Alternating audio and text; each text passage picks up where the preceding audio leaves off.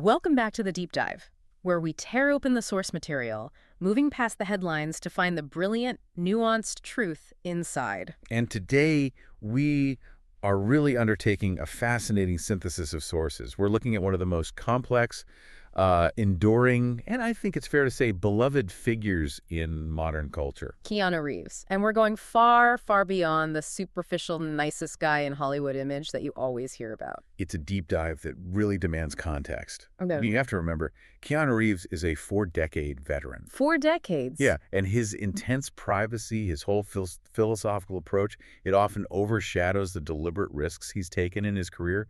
His longevity isn't an accident. Not at all. It's a reflection of his adaptability and, his artistic discipline. Exactly. So our mission today is to really dissect the myth. We want to explore the deliberate choices that led the New York Times to rank him the 4th greatest actor of the 21st century. Which was in 2020. Right. And then he got a spot on Time Magazine's list of the 100 most influential people in 2022. He's not just a movie star. He's become this long-running cultural force. And we've got stacks of material to go through. We're covering his unusual global heritage, the chaotic youth that really forged his personality, the critical shifts in his filmography from, slacker to action icon. And also the quiet, almost clandestine philanthropic work that I think really defines the public's trust in him. It really does. Okay, let's unpack this. We're jumping straight into the foundations of his identity, exploring the non-Hollywood origins that shaped the man who became Neo, John Wick, and, well, the internet's boyfriend. I think if you think you know Keanu Reeves, you should get ready for this deep dive. To truly understand the Keanu we see today, we have to start at the beginning. And his beginnings are anything but straightforward. The sources note he was born Keanu Charles Reeves in Beirut, Lebanon. Right, on September 10th, 1964. And that birthplace, Beirut, is just the first clue to his global identity. His background is this incredibly complex cultural blend. It really is. His mother is English, from Essex. And his American father is this vibrant mix of native Hawaiian, Chinese, English, and Portuguese descent.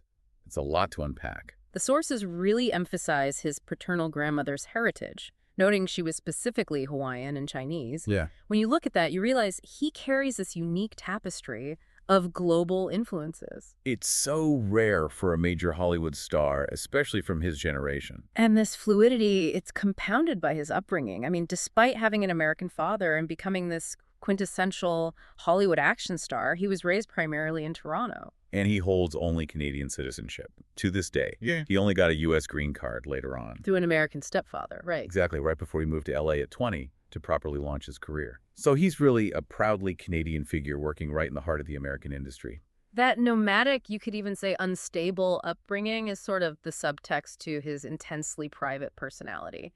His father abandoned the family when Keanu was only 3 years old. Just 3.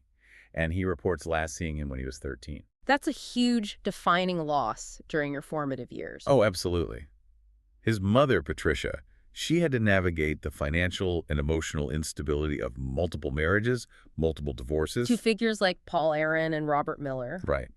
And that meant the family moved around a lot, and they lacked a consistent male presence in the home. But, out of that environment came this really interesting, almost contradictory blend of cultural exposure. How so? Well, the sources note he grew up influenced by English manners from his mother, which is where you see his gentle courtesy. But at the same time, he's surrounded by Chinese art, furniture, cuisine. All thanks to his Hawaiian Chinese grandmother. Exactly. So this is not the origin story of an actor who just, seamlessly assimilated into Hollywood's traditional mold. Not at all. And when we talk about his youth, the image of the quiet, self-effacing star starts to make a lot of sense. The sources describe him as a private kid.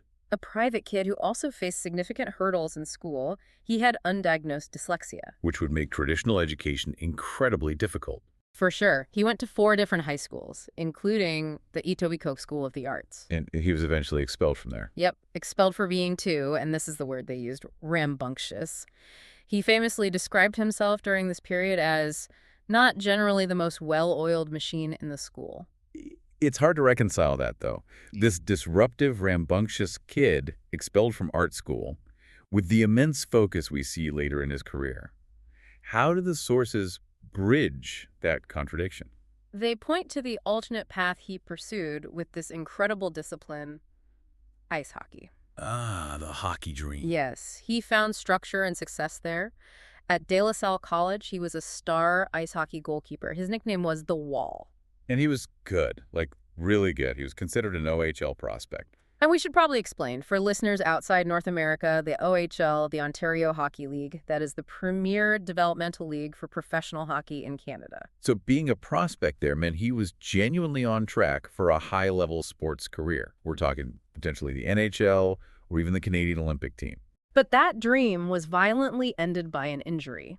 I always wonder if that extreme physical discipline and then the sudden devastating loss of that first major ambition, the hockey career, I wonder if that prepared him for the brutal demands of martial arts choreography later on. It has to. It teaches you resilience, and it teaches you the acceptance of physical pain. It's excellent preparation, both physically and psychologically. He had already experienced a major pivot in his identity that was forced on him by external circumstances. So when he decided to drop out of high school at 17 to become an actor. A decision he'd made at 15. Right. It wasn't just a whim. It was a focused career change. And speaking of career challenges, this is where the industry tried to erase a part of his identity right out of the gate. You're talking about his name. I am. The sources note that his early agents told him to change his name because Keanu was considered too ethnic for mainstream American appeal in the mid-'80s. That is just staggering to hear now, given his global success. Isn't it? And he briefly tried to conform. He auditioned as Casey, or Casey Reeves. Casey Reeves. It's just wrong. It is. Before he ultimately made the decision to go back to Keanu, a name which means cool breeze over the mountains in Hawaiian. And that decision to stick with his heritage, despite that early industry pushback, is so profoundly telling. This whole foundational period gave him these mixed cultural influences, a deep-seated resilience forged by instability and loss. And a willingness to reject conformity for authenticity. He learned very, very early what was worth sacrificing for and what wasn't. So let's move into his film career. Keanu's first decade is just characterized by these extreme, almost schizophrenic shifts in genre. That's a good way to put it. He starts in 1984 with the Canadian TV series Hangin' In, but he very quickly establishes this dual identity that critics just struggled to reconcile. On one hand, he's showing real versatility in serious roles, and on the other, he's breaking through in these defining comedies. It's exactly. In 1986, he starred in the dark crime drama River's Edge. He played a character named Matt, and critics immediately noticed his potential. A New York Times review highlighted his performance as affecting and sympathetic. They noted his capability in portraying this quiet intensity. Right. But then, all of that gritty reality was completely overshadowed by Ted Logan. Oh, Ted. Bill and Ted's Excellent Adventure in 1989. It grossed over $40 million, and it established that charming, perpetually baffled slacker persona that defined him for a global audience. And that goofiness was just immensely potent. Critics loved the dynamic between him and Alex Winter. They called them just charming, goofy, and silly enough to make this fluffy time travel adventure work. But here's the problem. That persona was so successful, so memorable, that for the next few years it became the only thing many critics and casting directors could see him as. So he made an immediate and very intentional leap to shake that image. The source material highlights the year 1991 as absolutely critical for him. Because Bill and Ted's Bogus Journey was out. At the same time, he was delivering a performance as a street hustler in Gus Van Sant's independent drama, My Own Private Idaho. Which was a major critical risk. I mean, Yeah. The film was loosely based on Shakespeare's Henry plays, and Reeves was playing a character based on Prince Hal. A rich kid slumming it with street kids? Exactly. And his performance was praised for its insightful portrayal of that internal conflict. He successfully demonstrated he had the dramatic depth to carry mature, non-slacker roles. This momentum led directly to him cementing his status as an action hero. He trained intensely, he took surfing lessons for Point Break in '91 to convincingly play the undercover FBI agent Johnny Utah. And then came the juggernaut, Speed, 1994. That was the true game changer, both commercially and critically. It grossed $350 million worldwide on a pretty modest $30 million budget. And it proved he could be the centerpiece of a high-octane thriller. He dedicated 2 months to physical training, and even shaved his head to embody that disciplined LAPD officer, Jack Traven. He wasn't just good in it, he was kind of redefining the action lead. I remember critics noted his intense charisma. Gene Siskel specifically said he was absolutely charismatic, giving a performance that was juiced with joy. Even though the premise, a bus that can't slow down, is completely ridiculous. Totally ridiculous. But even at this peak, He took an immediate and, well, kind of embarrassing detour. We can't gloss over the Dracula criticism. Ah, yes. Francis Ford Coppola's Bram Stoker's Dracula from 1992. He played Jonathan Harker, and he attempted a period English accent. That was widely ridiculed. And the problem wasn't a lack of effort on his part. It was almost misdirected effort. Coppola himself later noted that Reeves tried so hard, he wanted to do it perfectly, and in trying to do it perfectly, it came off as stilted. It's a key example where his intense dedication, maybe from his hockey days, actually worked against the emotional fluidity that the role required. It reminds you that his focus doesn't always guarantee success. But this failure point, funnily enough, seemed to usher in a period of career choices that were defined by principle and art over guaranteed commercial success. This is where the myth of the selfless actor really took root. Absolutely. The fluctuations from 95 to 98 are just crucial. First, he prioritized artistic legitimacy. In 1995, he spent weeks in Canada playing Prince Hamlet. In a Manitoba Theatre Center production. This was a massive risk, especially after the accent debacle in Dracula. But the risk paid off, at least critically. A review in the Sunday Times was astonished by his depth. They called him one of the top 3 Hamlets I have seen. And get this, they even suggested that his performance channeled an underlying anger connected to his difficult relationship with his mother. Which hints at this raw emotional power he possessed, but rarely channeled into his big-budget roles. And this quiet confidence, established through stage work, it allowed him to approach Hollywood roles with a new, principled indifference to financial consequences. And this is where his career volatility truly began. The ultimate statement came when he turned down Speed 2. Cruise Control. Think about that offer for a second. A reported $12 million. A guaranteed blockbuster hit. A cemented position as Hollywood's top action star. And he rejected it. That refusal was catastrophic for his relationship with the studio system. 20th Century Fox severed all ties with him for a decade because of it. And what did he do instead? He chose to tour with his band, Dog Star, prioritizing his passion projects over his bank account. This wasn't just a refusal. It was a monumental sacrifice that affected his marketability for years. And it wasn't an isolated incident of financial sacrifice either. If you really want to understand his philosophy on money, you have to look at The Devil's Advocate from '97. He willingly took a multi-million-dollar pay cut on that film. So the studio could afford to hire Al Pacino. Exactly. And we need to be specific about what that means. He didn't just take a slightly lower salary. He gave up a large portion of his negotiated back-end profit participation. His points. His points. So the film could afford an A-list supporting cast member. This kind of altruism, especially in the competitive 1990s, was just unheard of. It signaled to the industry that he valued the quality of the project and who he shared the screen with, far more than optimizing his own earnings. Which perfectly set the stage for the true apex of his career, the Matrix era. It combined his commitment to physical discipline, his intellectual curiosity, and high-concept storytelling. Neo in the Matrix in 1999 was a cultural phenomenon. Grossing over $460 million worldwide, the film just tapped into this collective anxiety about reality and technology. But what made his preparation so deep, though, was the intellectual commitment that went alongside the physical training. He wasn't just learning martial arts. Not at all. The sources confirm he read intense texts on complexity theory and evolutionary psychology.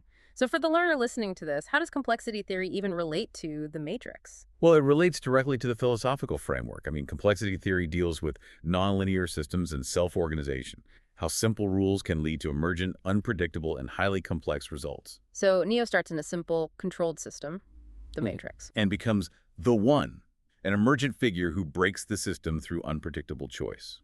Reading those texts allowed Reeves to internalize the philosophical weight of his character's journey. It made his performance feel more grounded than a typical action hero. And the financial rewards were just staggering. For the sequels in 2003, Reloaded and Revolutions, he became the highest paid actor for single production up to that point. Over $15 million up front, plus massive back-end points. But even at this height, there's a really dark detail. The critically panned thriller, The Watcher from 2000. Right. The sources detail how he was reportedly tricked into starring in it because a friend of his forged his signature on a contract. So he appeared in the film just to avoid a massive legal battle. It's a sad detail that really highlights his vulnerability. Even with the power of the Matrix behind him, he was still susceptible to exploitation and forced to compromise his artistic judgment for legal necessity. It illustrates a key theme in his career. He often finds himself sacrificing his own interests for the good of the whole, whether it's a film budget or avoiding litigation. And the Matrix sequels themselves were polarizing. Reloaded was generally successful, but Revolutions got a much more mixed reception. Critics suggested the characters and the ideas took a back seat to the special effects. And that shift in critical reception seemed to kick off a decade-long period of commercial struggle for him. Definitely. Post-Matrix, between 2005 and 2013, he settled into this phase dominated by thrillers and passion projects that saw pretty limited commercial success. He did Constantine in 2005. And the animated Philip K. Dick adaptation, A Scanner Darkly, in 2006. A Scanner Darkly, despite its visual innovation with rotoscoping, was a box office failure.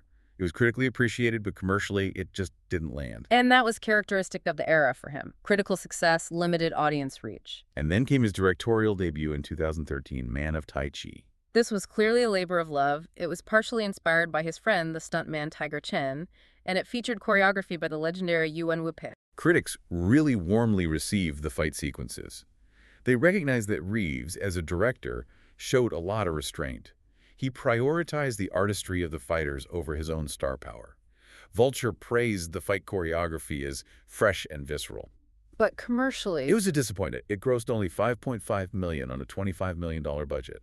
It signaled that his vision, while artistically sound, wasn't connecting with a mass audience. and then the absolute low point came later that same year with 47 Ronin. The film was widely reported as a box office disaster. It failed to gain any traction. It got so bad that Universal Pictures reportedly reduced their advertising for it severely.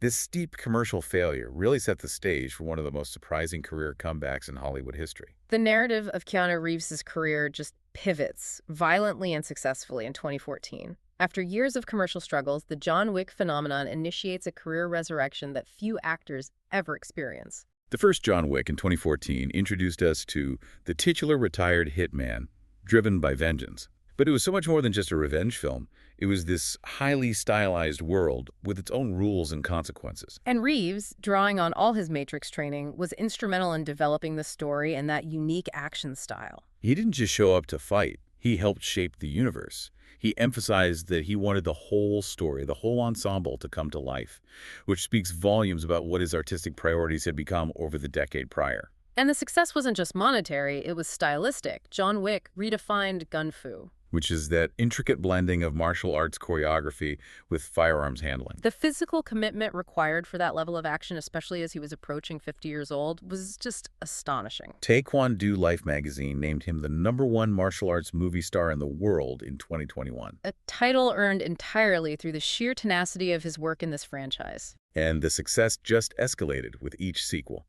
Chapter 2 was a massive hit. Chapter 3. Parabellum expanded the universe even further. But the sources note the true culmination was John Wick, Chapter 4 in 2023. Chapter 4 received widespread, stunning critical acclaim. It was cited by multiple major reviewers as one of the greatest action films ever made. That is a remarkable achievement for an actor who, just a decade earlier, had been struggling with a series of flops and directorial disappointments. That dramatic shift just proves that his commitment and persistence ultimately paid off. It allowed him to regain critical and commercial favor on his own terms. And looking ahead, the John Wick universe is still expanding. He's set to reprise the role in the spin-off film Ballerina in 2025. And he's attached as an executive producer for a sequel TV series, John Wick, Under the High Table. He's not just an actor in the franchise anymore, he's a steward of the entire cinematic world. But the resurgence is so much more than just action films. The last decade has revealed him as a genuine creative multi-hyphenate. He's demonstrating this intense need to create outside the constraints of traditional acting roles. Let's talk about his musical outlet, Dogstar. Dogstar, where he plays bass guitar, formed all the way back in 1991. They released 2 albums before disbanding in 2002. This was never a celebrity whim. No, this was a consistent creative pursuit he maintained even during the height of his Matrix fame. He often sacrificed lucrative movie opportunities to go on tour with them. And the band's resurrection speaks directly to his commitment to shared creative outlets. They reformed, spurred by jam sessions during the isolation of the COVID-19 pandemic. And they released a new album somewhere between the power lines and palm trees in 2023. The resurrection was serious, too. Their first performance in 20 years was at the Bottle Rock Napa Valley Festival. Followed by an ambitious 25-date tour across North America and Japan. This is not a hobby. This is a serious commitment to his music. It demonstrates that even approaching his 60s, his need for authentic creative expression is just undiminished. And beyond music, his push into writing and producing has been immensely successful, particularly with the comic book franchise BRZRKR. BRZRKR is a hyper-violent comic he co-wrote and created. It's about an immortal warrior. It ran from 2021 to 2023, and the commercial success was immediate and staggering. Issue number 1 sold over 615,000 copies. And to put that in perspective for you, that made it the top-selling single comic issue since 2015. That sales figure is a definitive statement about his power as a creator, not just a performer. So why? Why did a hyper-violent comic co-written by a movie star achieve that top-selling status? I think it speaks to the audience demand for adult, high-concept, stylized action content, a demand he helped cultivate with the John Wick franchise. He successfully leveraged his established persona into a new medium, Offering the same level of visceral intensity and that underlying melancholy that defines his action roles. Exactly. And the expansion of the BRZRKR universe is proving his influence as a producer. In 2024, he co-wrote a novel, The Book of Elsewhere, with the renowned author China Miéville. And Netflix is developing a live-action film adaptation, which Reeves might even direct. Followed by a 2-season anime series produced by the prestigious production IG. So he's not just an actor who survived a rough mid-career patch.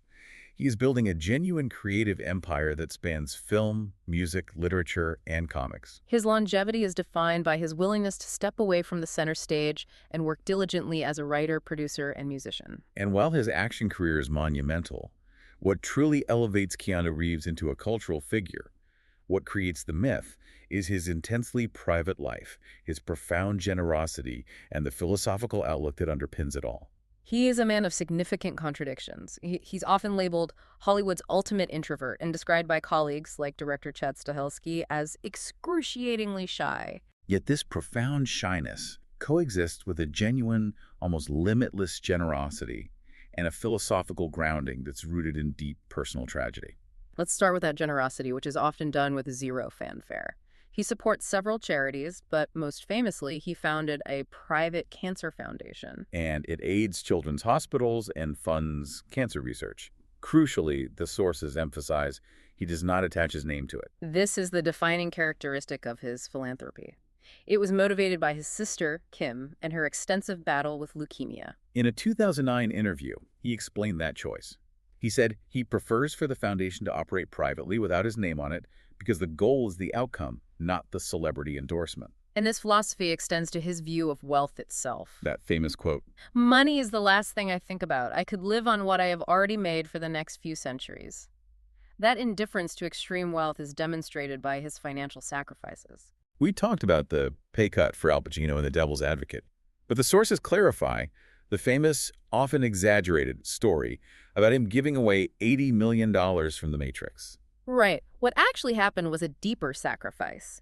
He relinquished his contractual right to a percentage of the sequel's box office profits. He gave up his back-end participation points. Yes, so the studio could afford a more extensive special effects budget. And that's a crucial distinction.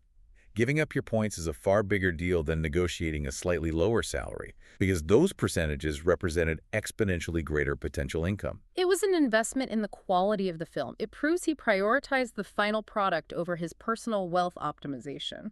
And beyond the structural financial changes, there are the legendary gifts to his crew. For the entire 12-person stunt team of The Matrix Reloaded, he bought them all brand new Harley-Davidson motorcycles. And this wasn't a one-off. More recently, for John Wick. Chapter 4, he gifted his personal stunt team custom-engraved Rolex Submariner watches. The inscription reportedly read, "The John Wick 5." The sources also mention smaller, but perhaps more profoundly human gestures. During the Matrix production, he heard a set builder was having family trouble and financial distress. And Reeves anonymously gifted the man $20,000 to help. These acts, which are frequently only discovered years after the fact, they just fuel the public trust in his character. And his dedication to his passions also spills into his business ventures. He co-founded Aeron CH Motorcycle Company in 2011 with Gard Hollinger, driven by his avid interest in motorcycling. These are very high-end, custom-built machines. And on the artistic side, he co-founded the publishing house X Artists Books in 2017 with the artist Alexandra Grant and designer Jessica Fleischman. They publish these bespoke, limited edition artist books that focus on unique collaborations. Now, we have to address the profound personal tragedies that shaped his intense need for privacy and his philosophical outlook. In 1999, his partner, Jennifer Syme, gave birth to their stillborn child. The sources confirm they broke up shortly after that, just struggling to cope with the loss. But they did reconcile before the devastating event in 2001. When Syme was killed in a car crash, she was unbelted and under the influence. This profound double loss, losing a child, and then, just 2 years later, his longtime partner and friend, it occurred right at the height of his global fame during the Matrix sequels. It's hard to imagine navigating that level of public scrutiny and expectation while dealing with such private devastation. He acted as a pallbearer for Syme, who was buried next to their daughter, and this period led him to retreat significantly from the public eye. It explains why he became so famously reserved and highly protective of his personal life. He focused instead on quiet friendships, like his role as godparent to filmmaker Brenda Davis's child. His current public relationship with Alexandra Grant, who is a contemporary artist and is co-founder at X Artists Books, is significant because it's rooted in a long-time creative collaboration. Their relationship, which was made public around 2019, is really characterized by these shared intellectual and artistic endeavors. And that shared intellectual interest is reflected in his philosophical grounding. He considers his spiritual beliefs personal and private, but he has stated that he believes in God, faith, interfaith, the self, passion, and things. He attributes a lot of his initial deep reflection to the film Little Buddha, which he starred in way back in 1993. He says the film left a strong impression on him, Specifically teaching him about the concept of impermanence and trying to understand other people. and this focus on impermanence, the Buddhist idea that nothing lasts, is the key analytical link between his quiet philosophy and his risk-taking career choices. It makes sense. If he believes his wealth, his fame, his life are all transient, then taking a pay cut or directing a niche martial arts film becomes a natural choice. Because maximizing momentary gain is less important than creating meaningful work or meaningful experiences. And that reflection on mortality has only deepened over time. In a 2024 interview, he spoke very candidly about it. He said, "I'm thinking about death all the time. That's a good thing." Hopefully it's not crippling, but hopefully it sensitizes us to an appreciation of the breadth we have and the relationships that we have the potential to have. This deep thoughtfulness, combined with his visible humility and courtesy, is precisely what created the unique media persona known as the Internet's boyfriend. The viral moments are legendary because they feel genuine, not calculated. There's the infamous sad Keanu meme from 2010. Him sitting alone, contemplative, on a park bench. He later attributed to being slightly hungry and having some stuff going on. It's proof that the public projects their own profound depth onto his quiet solitude. Time magazine dubbed him the master of the fan encounter. We're talking about spontaneously reading fun facts to stranded plane passengers in Bakersfield in 2019. Signing a fan's your breathtaking banner at E3. Or showing up at a fan's wedding in the UK. These moments demonstrate a gentle, mild-mannered nature that Lawrence Fishburne confirmed, calling him a very gentle, highly intelligent man, really thoughtful and gifted and incredibly patient. But the most transcendent moment, the one that cemented his philosophical image, was his profound answer on The Late Show when Stephen Colbert asked him what happens after we die. His simple, immediate response, "I know that the ones who love us will miss us." The New Yorker called that moment a response so wise, so genuinely thoughtful, that it seemed like a rebuke to the usual canned blather of late-night television. It summarized the public consensus. He is a man of deep, unforced compassion. However, this persona of being universally good has, predictably, come at a cost in the geopolitical arena. The sources detail the 2022 censorship incident in China. This is a critical example of how even the most non-controversial stars can become politically entangled. After Reeves participated in a virtual benefit concert for Tibet House US, Which is an organization affiliated with the Dalai Lama. jingoistic crowds on Chinese social media reacted strongly and negatively. And the outcome was immediate and severe. Subsequently, his films were removed from streaming platforms in China, including major services like iQIYI, Tencent Video, and Youku. This wasn't a slow fade. This is a quick, systematic removal of his decades-spanning filmography based on a single act of philanthropic association. And we have to report this impartially, simply noting that the sources cite the reaction of jingoistic crowds as the catalyst for the removal. It stands as a harsh reminder that an artist's personal choices regarding causes they support can have massive commercial and political fallout, regardless of their beloved public image. Finally, we should probably acknowledge the fun side of the myth, the enduring internet theory of his immortality. Ah, yes. Often linked to his striking resemblance to historical figures like the French actor Paul Mounet or even Charlemagne. He humorously engages with it. He acknowledges the likeness in the eyes, but strongly denies any sort of perpetual existence, often pointing out his clear signs of aging. As he stated at John Wick, Chapter 4 Q&A. Yeah, man, I'd age. It's happening, man. The contrast between the immortal action hero he plays and the philosopher who contemplates his own mortality is the final compelling contradiction that defines his fame. So, what does this all mean for you, the learner?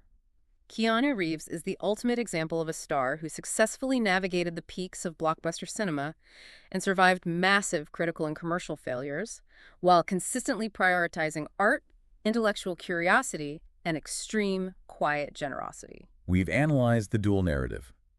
The intensely private man, shaped by early instability and deep tragedy, who views life through the philosophical lens of impermanence. And the enduring action star who takes massive risks, from reviving his high school-era band to directing martial arts films and co-creating hyper-violent comic epics like BRZ RKR. His longevity is intrinsically tied to his willingness to risk failure in pursuit of genuine passion.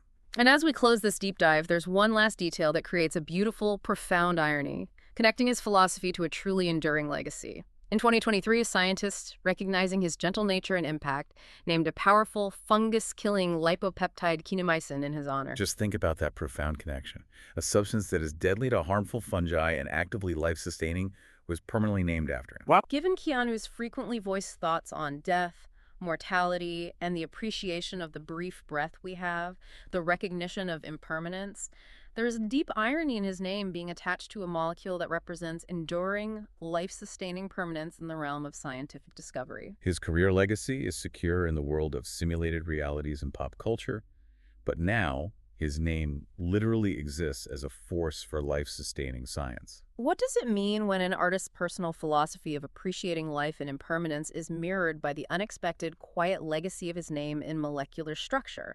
A legacy that extends far beyond the simulated realities of his films and into the essential elements of survival. That's something to mull over until our next deep dive.